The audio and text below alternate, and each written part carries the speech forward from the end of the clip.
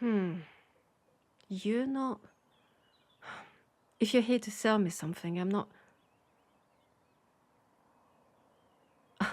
I'm sorry. Did you just... You want to be my apprentice? Did I get it right? I am afraid you came to the wrong plague, Doctor. I do not take apprentices. Good luck finding yourself an internship or whatever this is called. Goodbye. What are you doing? I can see this is a letter, but why are you holding my door? A recommendation, really? Who on earth would ever do such a thing? Let me see.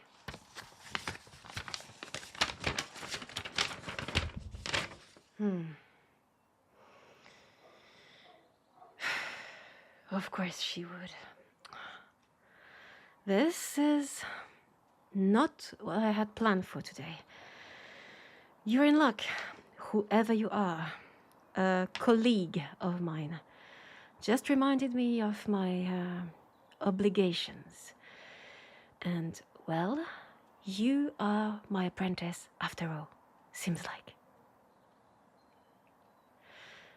Please, don't make a fuss about it. You'll quickly become disillusioned and will probably change your mind in a day or two, so don't celebrate too soon.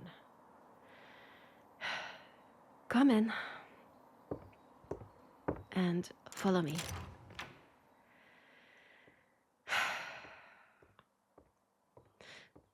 Does it read that easily on my mask? No, I am not happy at all about your presence here. Because I prefer the silence solitude brings. I work better alone. And also, I've never been a supporter of outsiders being allowed to become plague doctors. You want to become one, so I assume you know about how we used to operate up until a few years ago. Exactly. The position of plague doctor is, well, was passed down one generation to the next. A very closed ecosystem that had its merits for centuries, since the very first leather beak appeared in Europe in 1619. Why open it then? Because we are a dying breed. Our guild is dying out, I am afraid. Fewer and fewer plague doctors are born into this world. Less births, more plague children trying their luck elsewhere. The profession scares them. I guess you'll see for yourself in the upcoming days. Being a plague doctor is no fun. And on top of it all, more and more new diseases are taking the world by storm. So we had no choice but to open up our ranks to outsiders. Oh no, none of us are thrilled about it. I don't think one single plague doctor wanted it to happen, but as I said, the situation was dire, and so it was either dying out or finding a solution for the profession to keep existing. The decision was made collectively, yes, a decade or so ago. And I managed to stay apprentice-free for that long. I should get a medal, I think. And since taking apprentices has been voted mandatory by the Plague Doctors Council, I can only yield to the rules. I have avoided this chore for as long as possible. It was only a matter of time before someone like you showed up at my door and demanded to be taught by my very own self the greatest profession that ever existed on this planet. Ah, this way. Now, if you are to become my student, you need to be ready for it. A few things come to mind. You will have to live here with me, always ready to go treat patients wherever they are, no matter the time of day or night. You'll be accompanying me everywhere I go, no matter how dangerous and contagious the place is. Always do as I say, and of course, behave. If you don't bend to these, let's call them rules, you're out. Is that understood? Don't look at me like a scared puppy. It's a simple yes or no question. So, is that understood? Good. Let's keep going.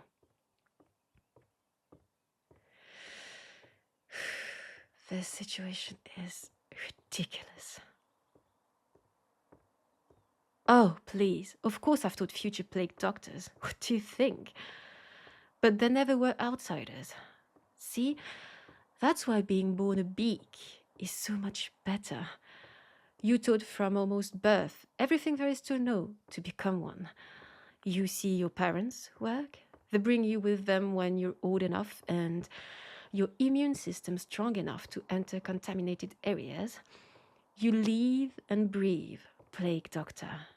It's in our DNA. Teaching young beaks is much easier than an outsider. Because you know nothing, sweet summer child. With those born into it, classes are a conversation. But with you, I'm not sure how it will go, and I don't know if I'll ever be a good teacher. I guess we'll discover that together. Turn left. This place is huge, yes. Being from a plague doctor's family comes with sizable advantages, wealth being one of them. Well, the fortune amassed through time stays in the same family or the same circle of families, and it only grows. It's never dilapidated. Never. Even with those who leave the guild. Indeed. That's why beaks live in such luxurious mansions. But let's not digress into trivialities. Tell me, why do you want to become a plague doctor in the first place? Because I'm sure you're aware that it entails a lot, right? Well, you are about to give yourself fully to the profession. Erase yourself even, completely and entirely. Who you are today will disappear to become a plague doctor. Nothing more, nothing less. Because when one becomes one of us, they cannot be anything else. I'm sorry, what? Can you repeat that?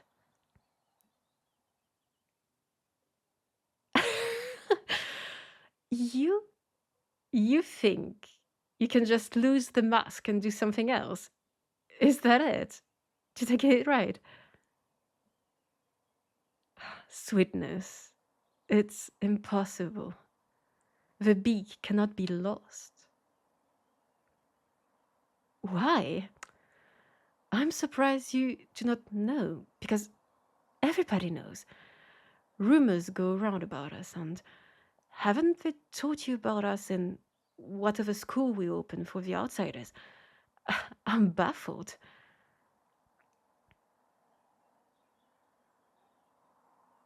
I see. Just the history and the different families. The rest is for me to teach you. Is that it? But why would they teach you about the families? That's not important.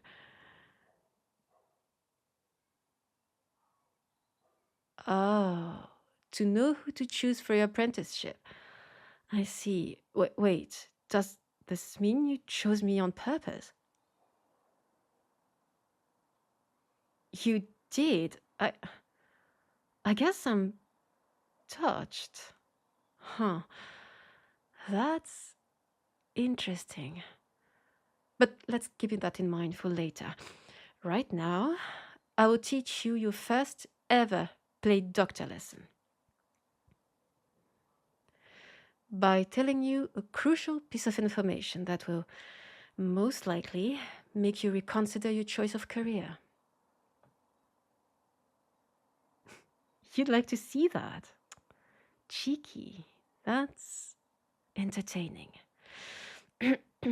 Sweetness.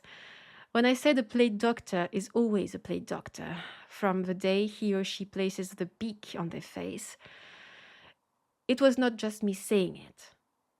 It is true. When one receives the mask, it is forever, because it never do that again. I hate being cut off when I talk. Understood? Remember, yes or no question. So, understood? Good. And yes, it is literal. The mask cannot be taken off. See for yourself. Try to pull at mine. Gently, please. It's expensive. Come on, don't be shy. No, it's not an intimate thing. Why would it be? The beak is seen by everybody. It's not some grand thing that cannot be touched. Just be gentle. That's all I'm asking. So come on, try to take it off of me.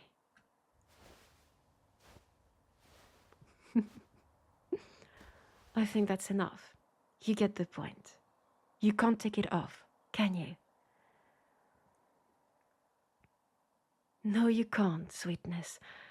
And that is because the beak is attached, literally attached to a plague doctor's face. Mine is screwed to my skull, here, on the forehead. See the little silver screws? And here, on the cheekbones. Before it was sewn into the skin, but with time the threads would loosen up and the mask would fall, meaning plague doctors had to have it sewn back quite often. Not ideal. Horrible? Oh no, not horrible. Rather perfect. This is perfection. And this is what you're going towards, because when you become a play doctor, you'll get your mask and it will be screwed to your skull, just like mine and all the others. Asleep with ether, you mean, to dull the pain? Of course not. Sweetness, the whole point of a procedure is for it to hurt senseless. Some, of course, will resort to use ether, which is ludicrous, but I didn't. And when the screws need to be tightened every few years, I let them do it raw. Why? Oh, you really know nothing, which is charming and at the same time surprising, considering you're about to give yourself to something you know nothing about. How peculiar or reckless. I guess I'll find out soon enough. But why? Why indeed? All this, the mask fixed to the bone, the pain injured, the generational profession. It is to show one thing, and one thing only, sweetness. Do you know what it is? Madness. One needs to be a little bit mad to go where we go, to spend time with those we spend time with. That is true. But no, I was not thinking of madness. I was thinking about dedication. Dedication to our names, dedication to our calling, Dedication to the reason why we're put on this earth to begin with. Being a plague doctor. With this, the self becomes the ultimate sacrifice for the cause, the guild, to cure the world of pain and suffering. Still thinking we're mad, aren't you? That's written all over your face. Listen, sweetness. You need to know this as well before taking the big leap.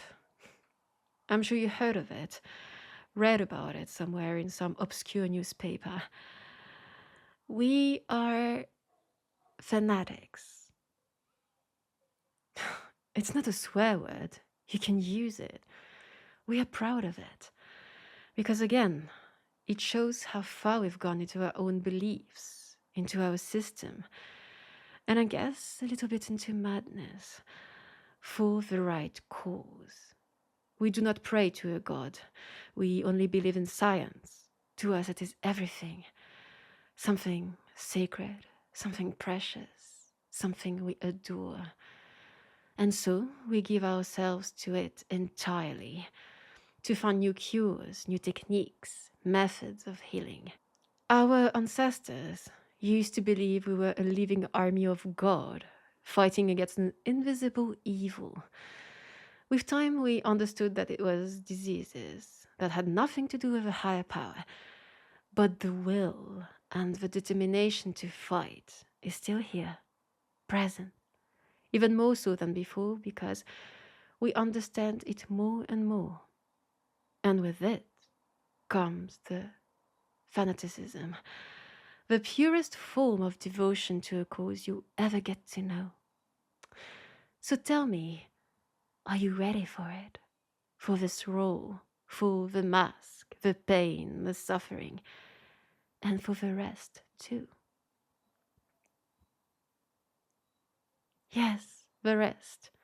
The diseases, the deaths, the pleas, the screams, the agony, the crushing of bones, the cutting of flesh, your dreams becoming nightmares, the horror of bodies ridden of sickness never leaving your mind, and the smells, the awful smells of rotting flesh, of leaking pus, of floating blood. Because this, all this, is the new life you're about to embark on. Silence. Come, your room, right corridor. So tell me, after hearing all this, and trust me, there is much more to learn, do you still want to become a plague doctor? Yes. Really? Huh. I did not... And why, pray tell? To save lives. Of course it is. Of course, sweetness. Oh no, I think you do want to save lives. I mean, maybe, but it is not the main reason. It's not why you're here today, starting your apprenticeship with me. Am I wrong? Yes or no question. I am always right. Remember that. I can feel these things, that's all. But let's try a little experiment, shall we? Stop. Don't make me repeat myself. Good. Now, let me get a bit closer. Here. And look into my lenses. I want to see if I still got it. Reading people, healthy ones. The sick are so easy to understand. They just want to get rid of whatever is eating them alive. But you, it's a different story. Huh? My eyes? What about them? Ah, yes. I can remove the lenses, a mandatory feature of the masks, actually.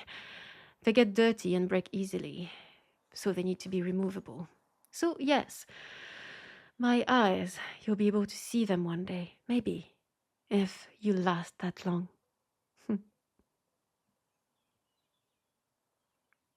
But not the rest of my face. No, never. On my deathbed only. What? Did you think plague doctors were buried wearing their masks? How silly. Of course not. Well, for practical reasons, first.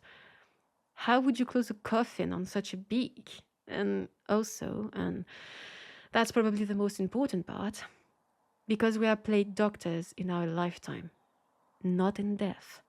In death, we come back to who we once were, released from our duty for eternity. We are buried with it by our side, but not on our faces. Now, are you trying to make me lose focus, witness? I see. Nice try.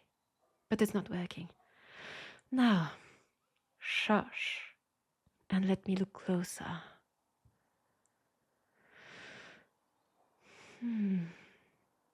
I believe there is a specific someone in your life you want to save, but no, that's not quite that.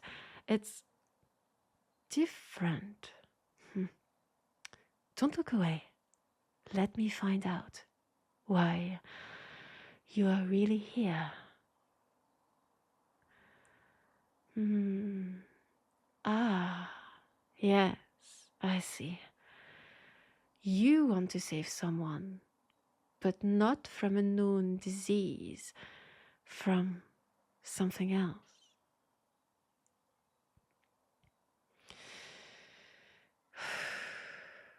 Sweetness, you told me you've learned a thing or two about plague doctors' families and names, right? So, you know about my family, yes? And you chose me knowing fully well what particularities my name holds. Now, tell me, please, quench my thirst for curiosity by explaining why someone wanting to save lives chose my family to learn from. Because you could have chosen literally anybody else. A family specializing in war, walking the battlefields to find wounded and sick soldiers, or in epidemics, traveling through the country and finding the source of a spread. So tell me, why choose the only family who's referred by outsiders, by the press, by others as the Death Whisperers? The only family in the Plague Doctor Guild that takes care of the most desperate cases, the ones that cannot be healed. Because this is what I am, Sweetness. A Death Whisperer. The Plague Doctor who stays by the bed of the dying, soothing their pain until the last moment arrives, murmuring for death to come quick and save them from the sufferings. This is why I would rather work alone, indeed. This is also why I wear all black, because I mourn every soul I give to the Great Reaper.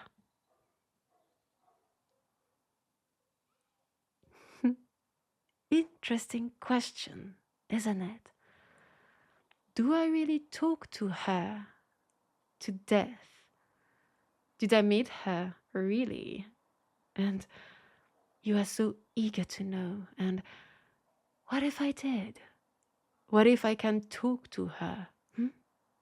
What of it, Sweetness?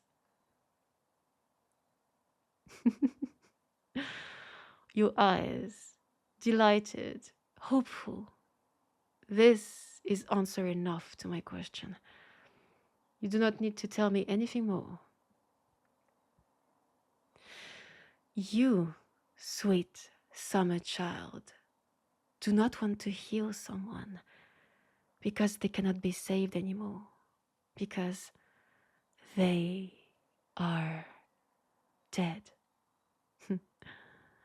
Tell me I'm wrong. That's what I thought. So easy to read.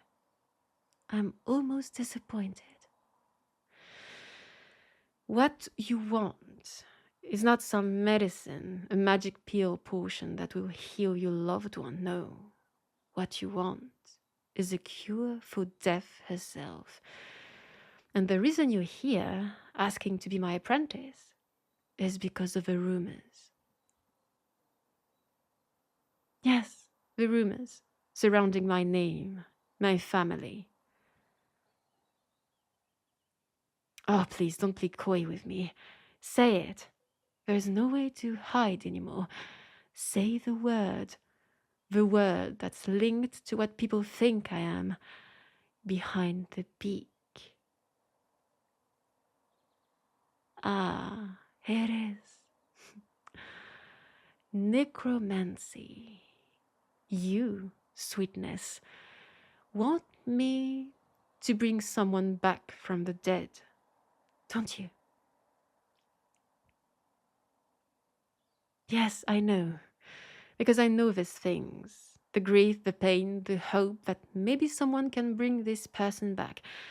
But tell me, what do you know of the dark arts? Nothing, right? Just stories, gossip, noise from bars, conversation in factories during lunch breaks. And you know what? You know nothing about it, and nobody knows anything about it because it doesn't exist. Just like alchemy, it's a farce, a legend, false hope, nothing more. Oh, don't be sad. Death is a path we'll all take one day. And she's not as scary as people think she is.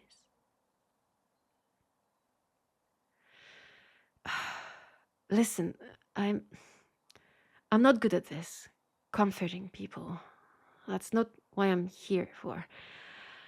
But what I can do is give you facts, and maybe those facts will help. You tell me, all right? Good. So, even if it really existed, were a thing, necromancy, it wouldn't bring someone back from the dead. Because when one dies, the consciousness vanishes, never to return. Necromancy would bring back a body and imbue it with a makeshift mind. One could think the real person is back, but that'd be wrong. Because, sweetness, the thing that would be back would lack one primordial component to make it fully human, fully themselves. One thing that cannot be replaced. Do you know what it is? A soul.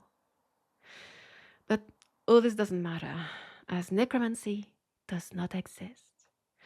Now let's get...